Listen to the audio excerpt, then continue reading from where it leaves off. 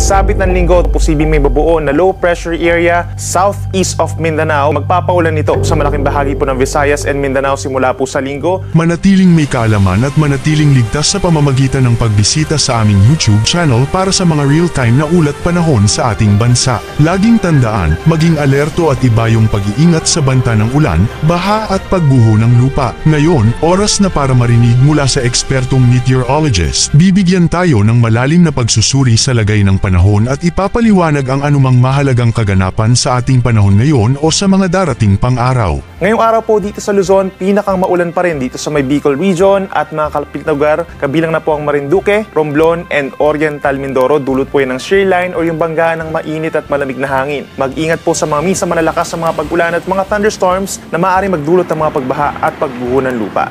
Sa ngayon po, dahil sa malakas na ihip ng amihan, meron din tayong matataas na mga pag-alon sa hilaga at silangang baybayin ng ating bansa. Hanggang 4.5 meters or nasa 1.5 palapag ng gusali ang posibleng maranasan dito po sa baybayin ng Ilocos Region at buong Cagayan Valley, pababa ng Aurora, Northern Quezon kabilang ang Polillo Islands, Calaguas Islands, Rapu-Rapu sa Albay, Northern and Eastern Catanduanes, pababa pa ng Eastern Coast of Sorsogon, Northern and Eastern portion of Northern Samar at Eastern Seaboards of Eastern Samar. So delikado pong pumalaot dyan, lalo na sa maliliit na sasakyang pandagat at yung ating mga kababayan na nangingisda.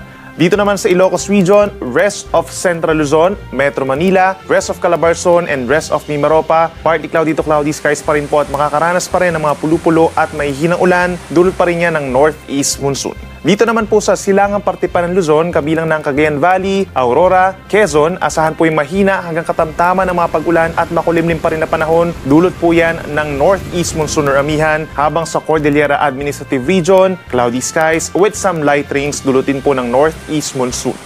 Sa ating mga kababayan po sa Visayas, pinakang uulanin dulot ng shear line ang Aklan, Capiz, and Northern Samar. So asahan pa rin po as early as this morning ang kalat-kalat na ulan and thunderstorms na maaaring magdulot pa rin ng mga pagbaha at pagbuho ng lupa. Dito naman sa natitirang bahagi po ng Visayas, partly cloudy skies tayo ngayong umaga, pero pagsapit po ng tanghali hanggang sa gabi na yan ay mostly cloudy skies na po dahil dun sa pagbaba ng shear line. Asahan din yung mga kalat-kalat na ulan and thunderstorms, lalo na sa natitirang bahagi po ng Eastern Visayas. Mag-ingat din sa mga posibleng baha at pagguho ng lupa.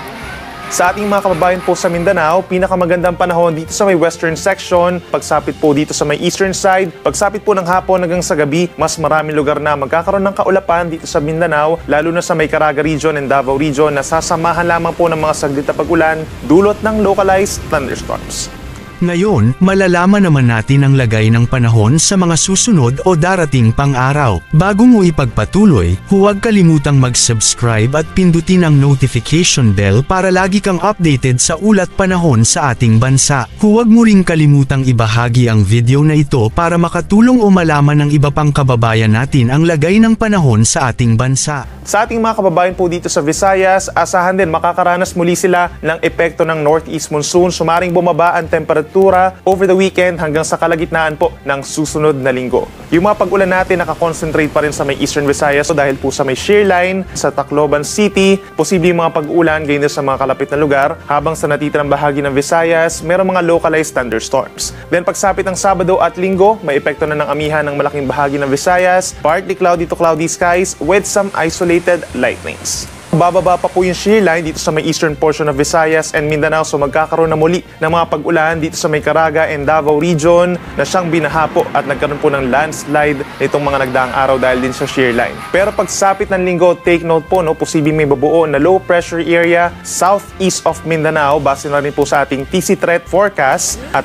magpapaulan ito dito po sa malaking bahagi po ng Visayas and Mindanao simula po sa linggo hanggang sa katapusan na po ng Enero, kaya patuloy po tayong magmo-monitor. So kung dito sa Luzon, lalakas pa ang amihan. Medyo maulap pa rin po dito sa may eastern sides of Luzon, itong Cagayan Valley, Cordillera Region, Aurora, Quezon, and Bicol Region. Then for the rest of Luzon, partly cloudy to cloudy skies pa rin. So halos magkakatulad pa rin na weather conditions na sasamahan lamang ng saglit na may hinang ulan.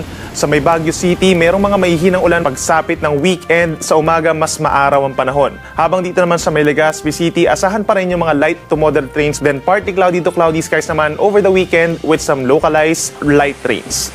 At panghuli sa ating mga kababayan po sa Mindanao, magkakaroon tayo ng mga pag-ulan dito sa may Caraga Region and Davao Region. Epekto po yan ng shear line. Mag-ingat sa mga posibleng baha at pagbuho ng lupa at kung lalabas ng bahay ay magdala po ng payong. Habang sa may western section of Mindanao, itong Zamboanga Peninsula, Soxargen and Bangsamoro Region is bahagyang maulap hanggang maulap pa rin ng kalangitan na sinasamahan po ng mga pulupulong pag-uulan.